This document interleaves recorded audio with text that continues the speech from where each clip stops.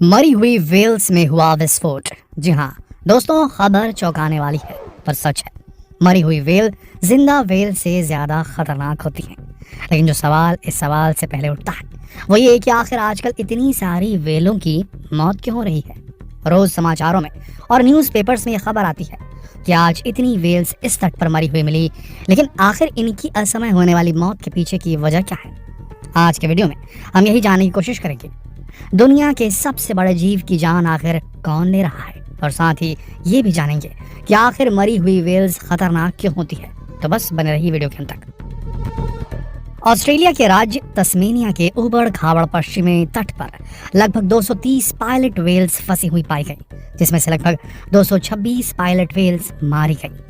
ये इस तरह की पहली घटना नहीं है। इससे पहले ऑस्ट्रेलिया के तस्मेनिया में स्थित किंग द्वीप पर 14 स्पर्म वेल्स की रहस्यमयी मौत का मामला सामने आया था। स्पर्म वेल को दुनिया की दुर्लभ प्रजाति माना जाता है, जिसके दांत की कीमत भी करोड़ों रुपए में आंकी जाती है। कुछ साल पहले भी इसी प्रकार से ऑस्ट्रेलिया के राज्य तस्मेनिया के पश्चिमी समुद्री तट के पास करीब 500 पायलट वेल्स फंस गई थी। रेस्क्यू टीम जिनमें से 100 पायलट वेल्स को जिंदा बचा पाने में सफल हो पाई थी। उस वक्त ये जो घटना हुई थी वो अब तक की सबसे बड़ी घटना करार दिया गया था इसे।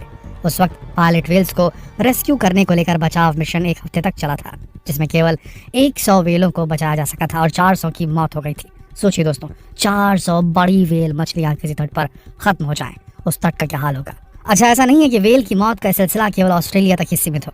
अमेरिका में भी इस तरह के कई केस सामने आ रहे हैं। दिसंबर 2022 से अब तक अमेरिका के पूर्वी तट पर 23 वेल मछलियां मर चुकी हैं।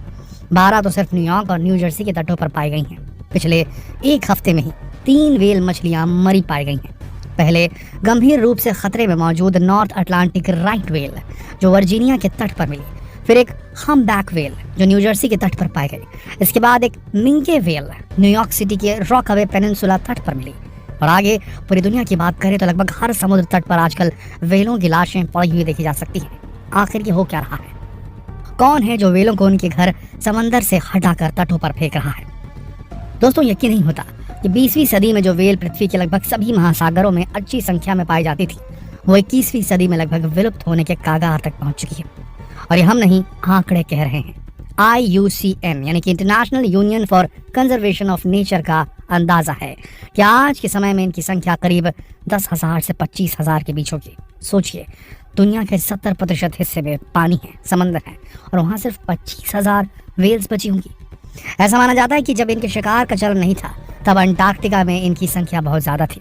उस समय उस इलाके में लगभग करीब 2,39,000 वेल्स मौजूद हुआ करती थी, लेकिन आज इनकी संख्या काफ़ी कम हो चुकी है और एक बहुत ही गंभीर समस्या है। दोस्तों, वेल की कम होती संख्या को लेकर वैज्ञानिक अपनी अलग अलग राय देते हैं, जिनके अनुसार वेल की संख्या कम होने की सबसे बड़ी वजह क्लाइमेट चेंज और ग्लोबल वार्मिंग है। उनके हिसाब से बदलते मौसम और बढ़ती गर्मी की वजह से मछलियां तट के पास आने लगी, जिसकी वजह से इनका शिकार करना आसान हो गया। लोगों ने इनका शिकार करना शुरू कर दिया। अच्छा, एक और फैक्टर है जिसकी वजह से वेल काफ़ी बड़ी संख्या में मारी जा रही हैं, वो है समुद्री मार्ग के माध्यम से बढ़ता व्यापार। अब आप कहेंगे कि भाई व्यापार का वेल से क्या कनेक्शन? तो देखिए, जैसे जैसे समुद्र के रास्ते होने वाला व्यापार बढ़ रहा है, समुद्र मार्ग में चलने वाले जहाज़ों की संख्या भी बढ़ रही है, और इस वजह से वेल की जहाज़ों से होने वाली टक्कर में भी बढ़ोतरी हो रही है। ये जहाज अक्सर वेल के रास्ते में आ जाते हैं और उनसे टक्कर की वजह से वेल घायल हो जाती हैं या मर जाती हैं। तो आजकल समुद्र में विंड फार्म्स लगाए जा रहे हैं, यानी पवन चक्कियाँ कह सकते हैं आप इन्हें।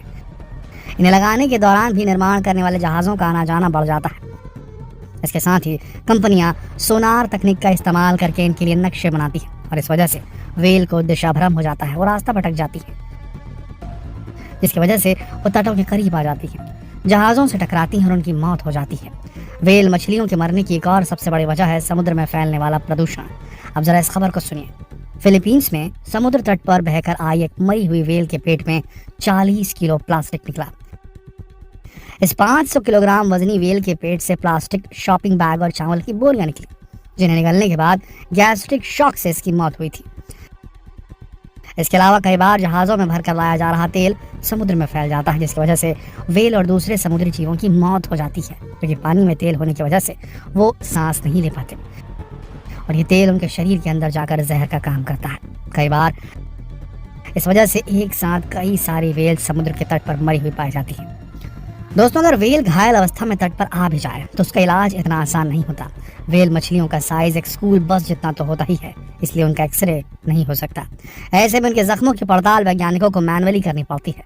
करीब 1 फीट मोटे गद्देदार मांस के नीचे बीमारियां, पैरासाइट, घाव, जख्म खोजना आसान नहीं होता। दोस्तों मरी हुई वेल मछली से बहुत ज्यादा बदबू आती है। ऐसे में उसके घावों को खोजना और कठिन हो जाता है, इसलिए पता लगाना भी कठिन होता है कि आखिर वेल की मौत कैसे हुई। अब वेल मछली की कम होती संख्या को देखते हुए कई कदम उठाए जा रहे हैं, जिसमें से एक ये भी है कि सभी जहाज़ों को 10 नॉट यानी कि 18.52 किलोमीटर प्रति घंटे की रफ्तार से ही चलाना होगा। 35 फीट या उसके ऊपर के जहाज़ों को वेल मछली दिखने पर पहले उसे रास्ता देना होगा। अगर टक्कर हो जाती है तो वेल को पहले जाने देना होगा, फिर जहाज़ को आगे बढ़ाना होगा। इसके अलावा समंदर में बढ़ते प्रदूषण और प्लास्टिक को कम करने के लिए भी कई अभियान चलाए जा रहे हैं। उम्मीद है कि बहुत जल्द इनके रिजल्ट सामने आएंगे, नहीं आए तो ये वेल गायब हो जाएगी। दोस्तों वीडियो की शुरुआत में हमने आपसे कहा था कि आखिर मरी हुई वेल जिंदा वेल से ज्यादा खतरनाक क्यों होती है और मरी हुई वेल में विस्फोट क्यों होता है। तो चलिए अब इस सवाल का जवाब भी जान लीजिए। वेल मछली दुनिया के सबसे विशाल जीवों में से एक है। पूरी तरह से विकसित एक वेल मछली की लंबाई लगभग 110 फीट और वजन 180 टन तक हो सकता है। यह मछली इंसानों के लिए खतरनाक नहीं होती, लेकिन केवल तब तक जब तक ये जिंदा होती है, क्योंकि मरी हुई वेल जिंदा वेल से ज्यादा खतरनाक हो जाती है। मरी हुई वेल के शरीर में कभी भी विस्फोट हो सकता है। विस्फोट होने की वजह से ये फट जाती है। जब कई टन की वेल का शरीर फटता है तो हालात बहुत ज़्यादा ख़राब हो जाते हैं, जिसकी वजह से वेल को मरने के बाद इंसानों के लिए खतरा माना जाता है। मरी हुई वेल की बॉडी में विस्फोट इसलिए होता है क्योंकि जीवों के मरने के बाद उनके शरीर के अंदरूनी हिस्सों को बैक्टीरिया खाना शुरू कर देते हैं, जिसके कारण उनके शरीर में कई तरीके की गैसों का निर्माण होता है। उन गैसों की वजह से उनका शरीर फूलने लगता है। यही प्रोसेस वेल के अंदर भी भारी मात्रा में होती है। वहीं वेल की बाहरी परत काफ़ी मजबूत होती है, जिस वजह से शरीर से गैसें निकल नहीं पाती और इवेंचुअली जब प्रेशर बढ़ता जाता है, गैसें बढ़ती रहती हैं, तो एक भयंकर विस्फोट होता है। इसीलिए जब वेल मरती है सामने तट पर तो वेल की बॉडी में कट कर दिया जाता है ताकि गैस निकलती रहे और उसके शरीर में विस्फोट ना हो। दोस्तों वेल और दूसरे सभी समुद्री जीव आज अपने अस्तित्व की लड़ाई लड़ रहे हैं। कभी हम सभी ये कहते थे कि मछली जल की रानी है, लेकिन आजकल समुद्र में मछलियों की संख्या लगातार कम होती जा रही है, जिसकी वजह से समुद्र के अंदर फूड चेन भी गड़बड़ाने लगी है और इसका असर भी समुद्री जीवों की संख्या पर पड़ने लगा है। दोस्तों अगर हम चाहते हैं कि हमारी आने वाली पीढ़ी भी वेल को हकीकत में देख पाए, न कि केवल तस्वीरों में, तो हमें इनके बचाव के लिए अभी से प्रयास शुरू कर देने चाहिए। सबसे पहले उनके बढ़ते शिकार और समुद्र के बढ़ते प्रदूषण पर रोक लगा देनी चाहिए। इस पर आपकी क्या राय है नीचे कमेंट सेक्शन में लिखकर जरूर बताएं और जितना हो सके इस अति महत्वपूर्ण वीडियो को शेयर करें फेसबुक पर, व्हाट्सएप पर, यूट्यूब पर। जल्द मिलते हैं आपसे अगले वीडियो में, तब तक के लिए आप सबका इस वीडियो के अंदर बने रहने के लिए दिल से धन्यवाद।